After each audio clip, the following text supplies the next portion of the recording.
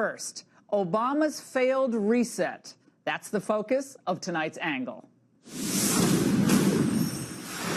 The Obamas left the White House almost 2 years ago. Can you believe it? But they don't want you to forget how awesome they were. Excuse me, are. Well, with Michelle's current rock star-like book tour, the pair's global speechifying, and their deep ties to Hollywood celebs, they're hard to avoid. Last night, Barack Obama visited the Baker Institute in Houston, Texas, and he came off as a man who is obsessed with himself and obsessed with taking credit for another guy's, Trump's, success. And by the way, American energy production, you wouldn't always know it, but you know, it went up every year I was president. And, you know, that whole suddenly America's like the biggest oil producer and the biggest guy, that was me, people. I just want you to, sometimes you go to Wall Street and folks will be grumbling about anti-business. I said, have you checked where your stocks were when I came in office and where they are now? What are you talking, what are you complaining about? Just say thank you, please. No, thank you. Obama's efforts at legacy building notwithstanding, the difference between the two presidents' economic records is stark. Andy Pudster, fast food exec and one-time Trump labor secretary nominee, wrote a fantastic piece in yesterday's Wall Street Journal. He compared the end of the Obama economy with the beginning of the Trump economy. Check this out. GDP growth staggered along at 1.5% in Mr. Obama's final 6 full quarters in office. But growth doubled to 3% during Mr. Trump's first 6 full quarters. The increase in jobs openings over Mr. Trump's first 21 months has averaged an impressive 75,000 a month. But over Mr. Obama's last 20 months in office, the number of job openings increased an average of 900 a month. Ooh. Well, during Mr. Obama's last 21 months, the number of employed Americans increased, not bad, an average of 157,000 a month. But under Mr. Trump, the increase has accelerated to 214,000 a month, a whopping 36% improvement. Unbelievable. Well, on top of that, we all know other facts, right? There have been record low African-American, Latino unemployment, credible rise in small business applications, and totally jacked up consumer confidence. You get the point. Obama's pathetic attempt to take credit for the fruits of his successor's policies, while Obama criticizes most of those, very same policies, is just patently ridiculous. And that's not the only thing, by the way, that doesn't wash in Obama land. Michelle and I and our girls, we came out intact. And what I mean by that is that the core values that we brought into the office, pretty homespun values, tell the truth and, try to see the other person's point of view and treat people kindly and with respect. With respect? Excuse me if I laugh. Like all the respect his administration and he himself showed for any Obama critic? Let me just make this point, John, because we're not campaigning anymore. The election's over. They have suspicions about whether government should make sure that kids in poverty are getting enough to eat. Think about how much better off our country would be if Republican politicians hadn't spent years precisely trying to scare voters. That's all Republicans did. That was the nice stuff he said, by the way. And as far as his homespun values that he bragged about last night, values like, I don't know, telling the truth. If you like your doctor, you will be able to keep your doctor, period. If you like your health care plan, you will be able to keep your health care plan, period. And Solyndra is going to be a really good investment. $500 million down the tubes. Well, Obama is spending his non-retirement pining away, let's face it, for that bygone era when liberals dominated all media platforms. Whether it was Cronkite or Brinkley or what have you, there was a common set of facts, a baseline around which both parties had to adapt and respond to. And by the time I take office, what you increasingly have is a media environment in which, if you are a Fox News viewer, you have an entirely different reality than if you are a New York Times reader. Oh, yeah, it is entirely different. We see the world as it is, while the New York Times and certain other networks sell their own version of reality. And oftentimes that version of reality is one where all those flyover people in the middle of the country, they kind of just fade away to be replaced by hipper, cooler progressives and maybe some socialist urbanites. Well, some of us on talk radio, and the president despises talk radio, we actually speak with the so-called deplorables every day. We actually saw Trump's victory coming, while the so-called erudites said, who live and die by every headline on the old gray lady, were confident right up until the end that Hillary Clinton was going to win. But the real reason Obama detests Fox, talk radio, pretty much any conservative website, is because he prefers life kind of the way it was or is today on college campuses. Well, you know, where diversity of thought is largely non-existent, and where violators of vague community standards are punished or shunned. And meanwhile, where sycophants and toadies, certain liberal ideals or people, enjoy special privileges and nonstop accolades from professors for their courage and their insight. Well, guess what? Millions of Americans are actually glad. They either didn't even go to university, or they're glad that they live now in something called the real world. They actually graduated, and they prefer news sources and commentary where their own values are not under constant assault and ridicule by the so-called elites.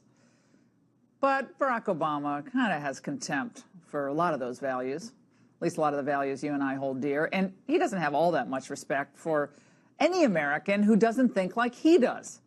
Now, this line last night made it clear he hasn't learned much of anything since his snide, bitter clinger comments. Adapt quickly enough to the fact that there were people being left behind and that frustrations were going to flare up. In those environments, you then start getting a different kind of politics. You start getting a politics based on a nationalism that's not pride in country, but hatred for somebody on the other side of the border. Okay, so let me just get this straight. Anyone who supported Donald Trump, especially his immigration policy, border enforcement, and the like, is basically a racist, xenophobic, bigot, or maybe you're just run-of-the-mill stupid hick. He has an interesting way of kind of saying, he doesn't come out and say it, but that's, you know, you don't be Einstein to read between the lines there. And at bottom, it's a negative and cynical view of about half of the American population currently. And you know, when you think about that dark, cynical view of America, you know what it reminds me of? The government gives them the drugs, builds bigger prisons, passes a 3-strike law, and then wants us to sing God Bless America? No, no, no. Not God Bless America. God damn America, that's in the Bible, for killing innocent people. God damn America for treating us citizens as less than human. I don't think that my church is actually particularly controversial. It's a member of the United Church of Christ. No, none of it's controversial. Well, I guess you can take the man out of Reverend Wright's church, but you can't take Jeremiah Wright's mindset sometimes out of the man.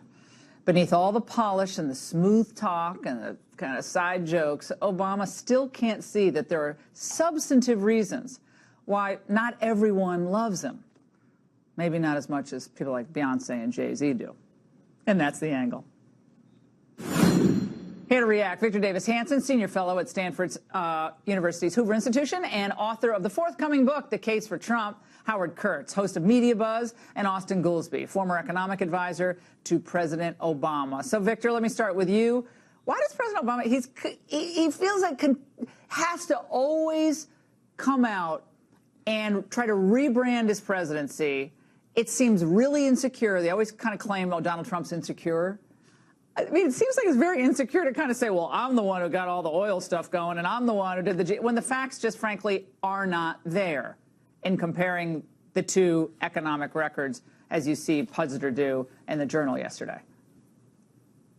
Yeah, I think there's 2 points. One is the progressive mindset sees politics as a 360-degree, 24/7 operation or job. So the last day in office is the first day of another progressive career. We saw that with Jimmy Carter. Remember, he always had to comment and editorialize and travel when Reagan was president. During the 2 Bush's presidencies, Al Gore and Bill Clinton were quite active in criticism. And Obama's doing the same thing. For them, it's a nonstop activity. And, you know, they need to get a ranch. You should go to Hawaii and buy a farm and focus on Netflix. That's what Reagan went up to the ranch. W went to the ranch and let his predecessor be. And it's kind of an irony that we have an antithetical presidencies back to back, a progressive and a starkly conservative, and we need to let history adjudicate. You brought up facts, but the prior administration prognosticated that you need a magic wand to carry off what Trump promised, and Paul Krugman said the stock market was going to tank, and Barack Obama said you can't drill your way out of oil shortages, and Larry Summers, I think, said 3% GDP. That was a fantasy. No, it was all a fantasy. It was all a fantasy. It was never going to happen. Trump came in and said, no, never I'm going to deregulate. Yeah. I'm going to do all these things. Yeah, and so let history decide. We're only 18 months into the administration. You cited the facts. Obama should stop relitigating the past and be empirical. Let it play out. And let history decide. Yeah, we'll see. We'll see in another 2 years. Yeah. I mean, maybe all this will go away. I certainly hope it doesn't. Howie, I want to focus on the media aspect of all this. It really is quite something, because a lot of the things they accuse President Trump of, thin-skinned, insecure, narcissist, boasting.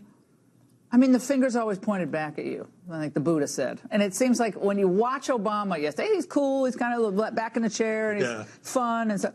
But it seems like a lot of that going on here. Barack Obama got the most gushing press since George Washington, and clearly he misses it, and he misses the spotlight.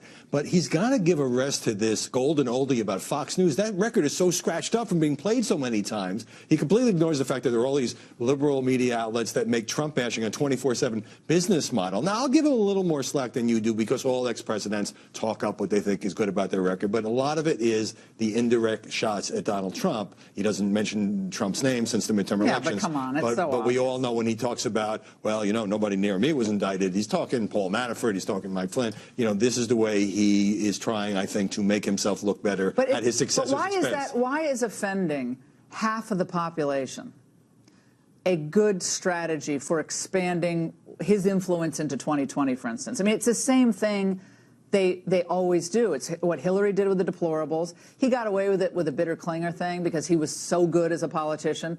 But there are not many Obamas who are going to come around and be an Obama-type person. But Fox, talk radio, like they have pretty much everything. They have the universities, they have most of the churches, they have most media outlets still today, all newspapers for the most part, and that's still not good enough. That's what's stunning to me. Right. Well, I think that, you know, Barack Obama's view of the world is simply that where he still can't believe that Donald Trump won the election. He can't believe that all people don't love him, which is what they accuse Trump of. Trump gets mad if you slight him. If you criticize him even slightly, Trump reminds you of it. Right. But he's probably feeling... But that's what Obama does. He's probably feeling slightly emboldened by the fact that the Democrats took the House, and he's saying, well, aha, now they're going to see that I was better than they remember. Yeah, we'll see. Austin, this is what the president said, speaking of the no indictments. He made this comment. Let's watch. Not only did I not get indicted, nobody in my administration got indicted, which, by the way, was the only administration in modern history that can be said about. In fact, nobody came close to being indicted, partly because the people who joined us were there for the right reasons. Oh, really? I mean, let's go through the list. I mean, short of indictments, Austin, Fast and Furious, IRS scandal, Solyndra, we blew $500 million taxpayers' money. Benghazi, we have a dead U.S. ambassador. Susan Rice went out there and said it was a tape that caused the deaths. The VA scandal, a disaster. Tens of thousands of veterans denied care. Shinseki resigns in disgrace. Oh, you know, of course, we had the OPM hack by the Chinese, which was a nightmare. and we could go on and on and on. So yeah, no one was indicted. Maybe that's more, maybe that's more related to the fact that we had Loretta Lynch and Eric Holder in the Justice Department. I don't know. That's just a speculation. I don't know. It seems like you got to kind of focus your fire there, Laura. You're oh, really? Sort of They're all facts. over the place. What are those facts? What are those facts? What I will say is, well, I would observe two things. One, I agree with you. And I agree with our discussion there. I would prefer if President Obama and all previous presidents kind of let it go, let the battles be fought not by the old administration, let the new administration, even if you think they're making mistakes, I don't think it's right for the president to be the one out leading personal attacks. You saw with the Bush administration, George Bush, he went to the ranch. Dick Cheney took a totally different approach. He was very critical by name, going after administration. And I favor the Bush approach. I wish Obama were not being as critical as he is. That said, I don't think that it's an exaggeration when the president says there are more people being indicted and there have been more scandals under the Trump administration than there were under the Obama administration. I understand what you're saying. Technically, that is true. However, what he's intending all of us to take away from that we had this ethical group. They were only in there to do good stuff. Well, I was trying to do good stuff. I'm not saying you weren't. See, we love you. We love you. I started from the spot that I agree with you. Yeah. I don't think that the president should be the former president should be saying that about the current president. Yeah. VDH, go ahead. Yeah, I would just say I don't think that's quite correct because the verdict's not out. Eric Holder was the first district attorney general to be held in contempt of Congress. Lois Lerner pled the Fifth Amendment. And we don't know what's going to happen with the Obama FBI, CIA, NSC, and DOJ officials because the verdict's not out on Bruce Orr. 8 to 10 FBI officials have already been retired or reassigned or may be facing indictment. The saga of James Comey and John Brennan, James Clapper is not over because we're looking at a situation where a presidential candidate hired a foreign national to find dirt on her opponent, and that dossier was seeded among top officials of the Obama administration. We haven't had an accounting, ethical, or legal yet, and it's coming. And we didn't even have a chance to put that in our graphic, Victor, so you actually win the graphics award tonight. Thank you so much, guys. Great segment.